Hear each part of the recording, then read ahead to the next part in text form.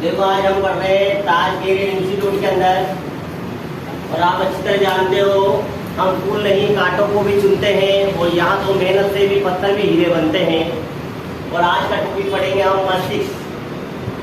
आज का टॉपिक है मस्तिष्क। मस्तिष्क आपको पता होना चाहिए मस्तिष्क किन दो चीजों से मिलकर बना होता है। एक होता है केंद्रीय तंत्रिका तंत्र प्लस मेरुरज्जु। बात करिए अपन ने, टोपी बताया अपन ने, केंद्रीय तंत्रिका तंत्र के दो भाग बांट दिए अपन ने, एक तो मस्तिष्क और दूसरा मेरुरज्जु। मस्तिष्क और मेरुरज्जु से मिलकर क्या बन गया? केंद्रीय तंत्रिका तंत्र। यानी केंद्रीय तंत्रिका तंत्र के दो भाग कर दिए हमने, मस्तिष्क व मेरुरज्जु। ठीक, मस्तिष्क पढ़ेंगे अपन। मस्तिष्क के कितने भाग होते हैं? 3 भाग होते हैं। 3 कौन से? अग्र मस्तिष्क,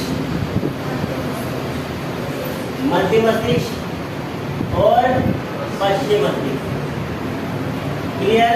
आपको सीधे सीधे ऊपर से याद होना चाहिए कि केंद्रीय तंत्रिका तंत्र के कितने भाग होते हैं।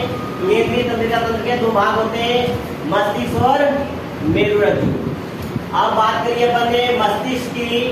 मस्तिष्क की जो सुरक्षित आवरण होता है वो 8 अस्थियों से ढका होता है। कितनी से? 8 अस्थियों से ढका होता है, जिसे कपाल कहते हैं। मस्तिष्क को सुरक्षित रखने के लिए 3 प्रकार की झिल्लियां पाई जाती है। इन झिल्लियों की सहायता से मस्तिष्क सुरक्षित रहता है। मस्तिष्क की बात करें हम, मस्तिष्क को सामान्यतः 3 भागों में बांटा गया है, अग्र मस्तिष्क, मध्य मस्तिष्क और पश्चिम मस्तिष्क। अग्र मस्तिष्क को 2 भाग होते हैं, एक तो प्रेमस्तिष्क और दूसरा डाइसिफेलोन।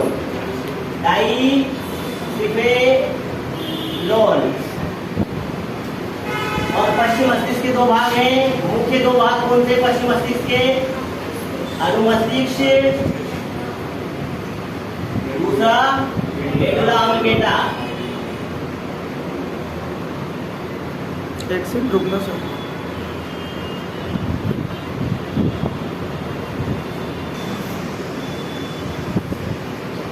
मस्तिष्क की जांच मस्तिष्क की जांच किससे की जाती है? इलेक्ट्रोएन्सेफेलोग्राफी। दूसरा आपको याद होना चाहिए मस्तिष्क का भार। मस्तिष्क का भार कितना होता है? 1350 से लेकर 1450 ग्राम का। क्लियर? इतनी 2 चीजें आपको। दूसरा इसका इंपोर्टेंट लाइन याद होनी चाहिए कि मस्तिष्क जो है न्यूरॉन्स का बना होता है। किसका बना होता है? न्यूरॉन्स का। मस्तिष्क न्यूरॉन्स का बना होता है, इसीलिए इनके न्यूरॉन्स में विभाजन नहीं होता। इनके न्यूरॉन्स में क्या नहीं होता? विभाजन नहीं होता, इसीलिए इसका ऑपरेशन जटिल माना जाता है। इसलिए सामान्यतः मस्तिष्क का इलाज और ऑपरेशन जटिल माना जाता है, क्योंकि इसके न्यूरॉन्स का विभाजन नहीं होता। यानी उसके विभाजन नहीं पाया जाता, क्योंकि इसमें सेंट्रोसोम नहीं होता। क्या नहीं होता? सेंट्रोसोम नहीं पाया जाता। 2 चीज याद रखना, सेंट्रोसोम नहीं पाया जाता, इसलिए विभाजन नहीं करती, इसलिए इसका ऑपरेशन क्या माना जाता है? जटिल माना जाता है। किसका? मस्तिष्क का। इतनी बात समझ में आ गई है? देखिए, आपको ध्यान रखना है अग्र मस्तिष्क के 2 भाग है, प्रेमस्तिष्क और डाइसिफेलोन। प्रेम मस्तिष्क का दूसरा नाम क्या है? सेरिब्रम। क्या नाम है? सेरिब्रम। मस्तिष्क जो प्रेम मस्तिष्क जो है पूरे मस्तिष्क का 2/3 भाग बना देता है। कितना बना देता है? 2/3 भाग पूरे मस्तिष्क का होता है। सबसे बड़ा भाग कौन सा होता है? प्रेम मस्तिष्क। सबसे बड़ा भाग कौन है? प्रेम मस्तिष्क। ये देखने, ये प्रेम मस्तिष्क जो है हमारे को याददाश्त की बात करें, सोचने, समझने, तर्क, विचार, गणना, सूंघने तथा ऐच्छिक क्रियाओं के लिए क्या देता है? आदेश देता है। क्या देता है? आदेश। फिर से रिपीट देखना मस्तिष्क का सबसे बड़ा भाग प्रेमस्तिष्क होता है। ये पूरे मस्तिष्क का 2/3 भाग घेर के रखता है। क्लियर? फिर दूसरी लाइन देखो, ये सोचने, समझने, स्मरण करने, तर्क देने, विचार, गणना करने, सूंघने की क्रिया पर नियंत्रण रखता है तथा ये ऐच्छिक क्रियाओं के लिए आदेश देता है। ऐच्छिक क्रियाएं जैसे चलना, फिरना, दौड़ना, उठना, बैठना, ये क्रियाओं को आदेश देता है। ध्यान रखें इस चीज को, ये संतुलन नहीं बनाता, क्या देता है? केवल आदेश देता है। तो ध्यान रखें दूसरा क्वेश्चन इसका, ये बुद्धिमत्ता का केंद्र माना जाता है। सीधा सीधा आपसे पेपर में पूछ ले कि बुद्धिमत्ता का केंद्र होता है तो कौन होता है? प्रेम मस्तिष्क। इसका प्रेम मस्तिष्क जितना पावरफुल होगा वो व्यक्ति उतना ही बुद्धिमान माना जाता है। एक से ज्यादा डिजिटल चीजें याद रख लेता है, नंबर याद रख लेता है, उस कंडीशन में उसकी याददाश्त, मेमोरी पावर ज्यादा मानी जाती है क्योंकि उसका प्रेम मस्तिष्क ज्यादा क्रियाशील होता है। तो आपसे सीधा सीधा पूछ ले मस्तिष्क का कौन सा भाग बुद्धिमत्ता का केंद्र होता है? तो प्रेम मस्तिष्क। सबसे बड़ा भाग कौन सा होता है? प्रेम मस्तिष्क। सोचने, समझने, तर्क, स्मरण करने, विचार करने, गणना करने, सूंघने की क्रिया कंट्रोल करता है प्रेम मस्तिष्क। बुद्धिमत्ता का केंद्र है प्रेम मस्तिष्क। ऐच्छिक क्रियाओं के आदेश कौन देता है? वो आएगा प्रेम मस्तिष्क। आपने देखा होगा 80% चीजें हमारा कंट्रोल कौन कर रहा है? प्रेम मस्तिष्क कर रहा है। इसलिए कभी भी आपने देखा होगा झंडू बाम लगाई जाती है, सिर के अग्र भाग में लगाई जाती है। कारण यही है कि जितना ज्यादा क्रियाशील होगा वो उतना ही ज्यादा दर्द करेगा। इसीलिए झंडू बाम है सिर के अग्र भाग पे ही लगाई जाती है अधिकतर, क्योंकि ज्यादा क्रियाशील ज्यादा माना जाता है प्रेम मस्तिष्क, और उतनी ही क्रिया ज्यादा करेगा तो तनाव उत्पन्न हो जाता है। तनाव उत्पन्न होने से दर्द स्टार्ट हो जाता है। आपको मैंने पढ़ाते समय बताया था कि दो नेत्रों के मध्य में ग्रंथि पाई जाती है। इस ग्रंथि को कहते हैं पिनियल ग्रंथि। क्या कहते हैं? पिनियल ग्रंथि। तो मस्तिष्क के अंदर की बात करें अपन, प्रेम मस्तिष्क के पीछे की तरफ पिनियल ग्रंथि पाई जाती है। आपको इतना याद रखना है केवल ये प्रेम मस्तिष्क जो है सेरेब्रम कहलाता है। ये मस्तिष्क का 2/3 भाग घेर के रखता है।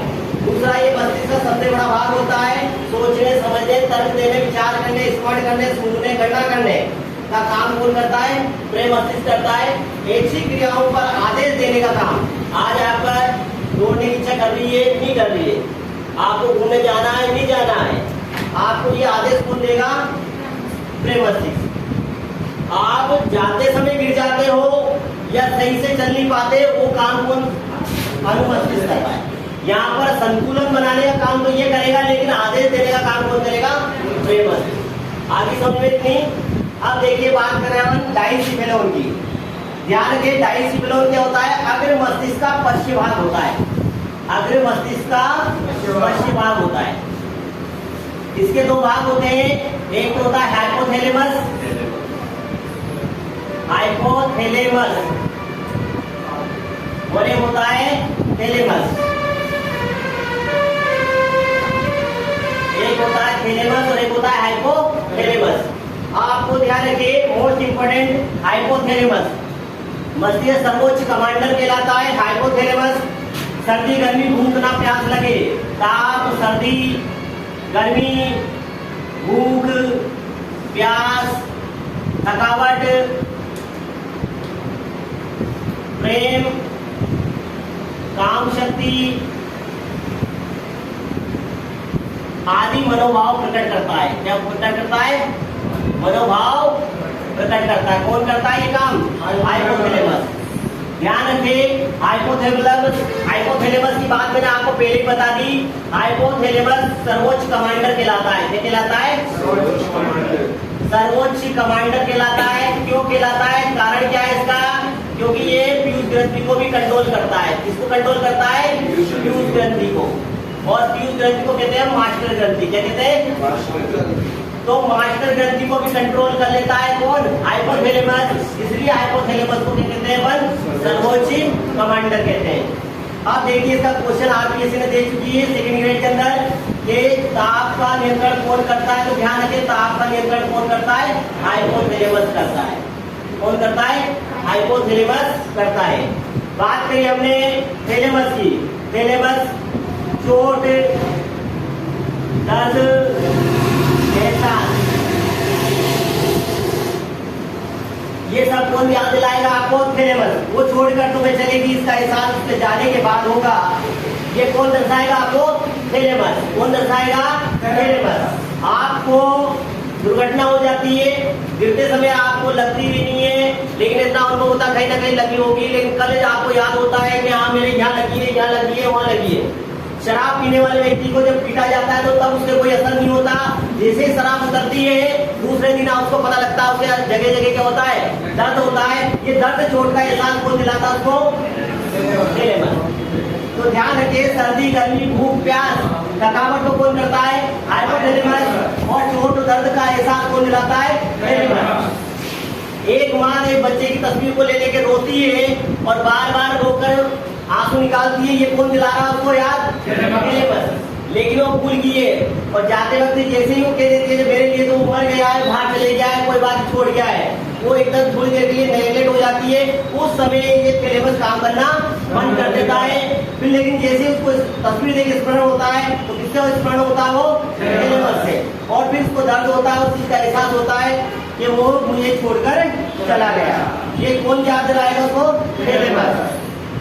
तो ये कौन सा भाग पढ़ रहे थे अपन? अग्र मस्तिष्क का पश्च भाग। ध्यान रखिए, आपसे पूछ ले अग्र मस्तिष्क का पश्च भाग कौन सा होता है? तो अग्र मस्तिष्क का पश्च भाग डाइसिफेलोन होता है, जो दो भागों से मिलकर बना, थैलेमस और हाइपोथैलेमस। ध्यान रखिए, जो आदि आए हैं गलती से, तो ध्यान रखिए मस्तिष्क में थैले 3 प्रकार के होते हैं। कितने प्रकार के होते हैं? 3 प्रकार के। कौन कौन से? थैलेमस, हाइपोथैलेमस और एक बात कर ली हमने, थाइमस। तो ध्यान रखिए, ये 3 प्रकार के होते हैं, पेपर में आ जाता है। ये ध्यान रखिए, अलग अलग है।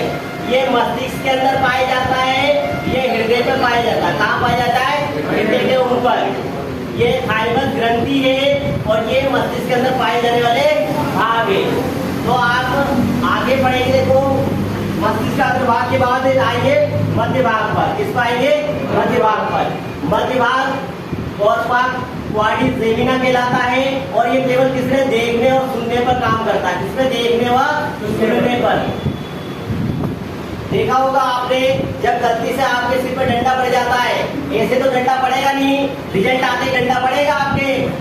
तो उस कंडीशन में सिर पर डंडा पड़ जाएगा तो आपको देखने में क्या होगा? अंधेरा दिखाई देता है थोड़ी देर के लिए। थोड़ी देर के लिए दिखाई देता है, अंधेरा हो जाता है, यानी आपका मध्य मस्तिष्क पर क्या लगती है? चोट लग जाती है। तो मध्य मस्तिष्क पर चोट लगते से ही आपको क्या दिखाई देता है? अंधेरा तो दिखाई देने लगेगा, यानी मध्य मस्तिष्क देखने और सुनने का काम करता है।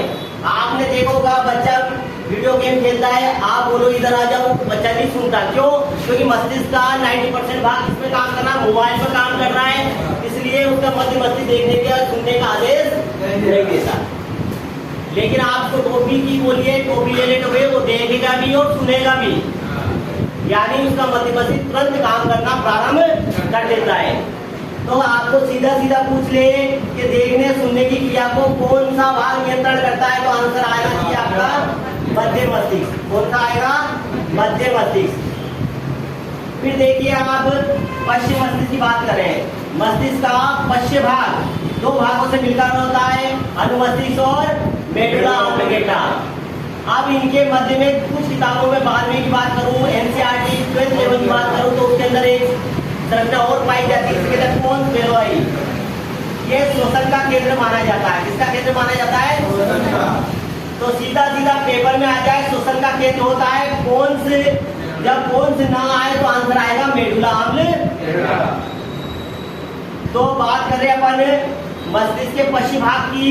पश्चिम भाग 2 भागों से बना होता है मुख्यतः, अनुमस्तिष्क और मेडुला ऑब्लिंगेटा।